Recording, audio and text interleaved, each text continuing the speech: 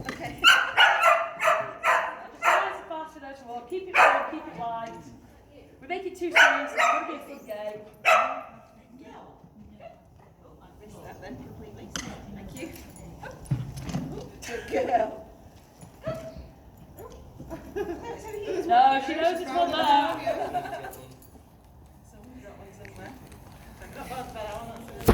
I saw my mum drop it. And it wedged.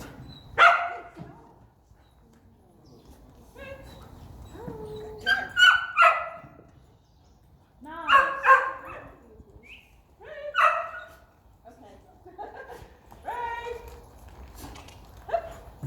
Good girl.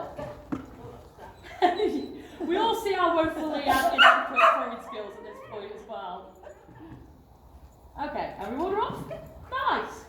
Yeah. Perfect. Okay, so we've done a couple of slides. What we're going to start doing is we'll start doing different things with each dog. And you'll see why in a sec, because the problem is the stage, we can go super steep with this, and at this stage it tends to vary what stage I use. So I will aim to get them so that they're doing hits on that height, and at that point I will transfer them to the box to do hits on the box. But what you might find is with these pair, because they've done a bit of box work before, so they might transfer happily, but they might need a little bit more work on this. Has Louis done work on the box before?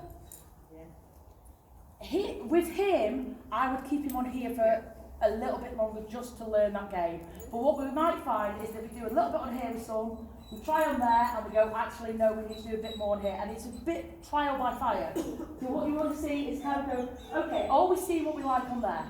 And pretty much the rule of thumb with Flyball is if you don't like it, don't move on. If it's not looking pretty on here, we're not going to move to there. And if it's looking pretty on here but not entirely confident, we won't move on. And then once they're happily doing hits on the box without any balls, that stage I add the ball in. Because the problem is, especially if you've got a dog that's ball obsessed, that changes everything. So if I put a ball on here, how many dogs are just going to go ball and then suddenly lose all their back end and lose their kind of any type of etiquette they've got on the box? Have we got any ball obsessed dogs? I think we've got one there. Yeah. Yes. So definitely work this week is going to be looking at exchanging balls for other things. My dogs all play balls.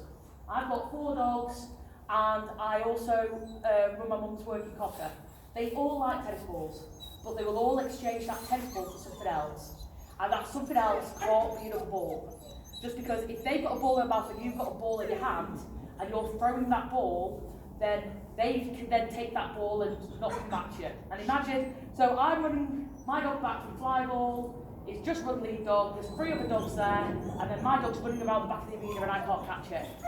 At that point, none of my teammates should actually release their dogs. Because if there's a dog that's loose and out of control, we don't want to add any more dogs into the mix. So every dog that goes back to the owner should be under control. So if they like balls, you have a ball on a rope. Because if the ball goes in the dog's mouth and you've got the rope, you've basically got your dog on a lead. And you go, yeah, we'll play with you, it's a great game, and the dog's with you. Or if they come back to food, they come back and you feed them and you tell them they're brilliant. But you've got to be able to keep your dog's attention while 3 other dogs run. So normally when I'm running my dog's back, I'll get to the back of the arena, I'm feeding my dogs, I'm watching the racing. I see what's happening, but I'm also rewarding my dog at the same time. So my reward for my spaniel might last, he normally runs second, so it'll certainly last for the next 2 dogs. So the next 2 dogs will be 4.5, 5 seconds each, so it's only 9 seconds reward. So it doesn't sound particularly long, but it feels a long time when you're like, good dog.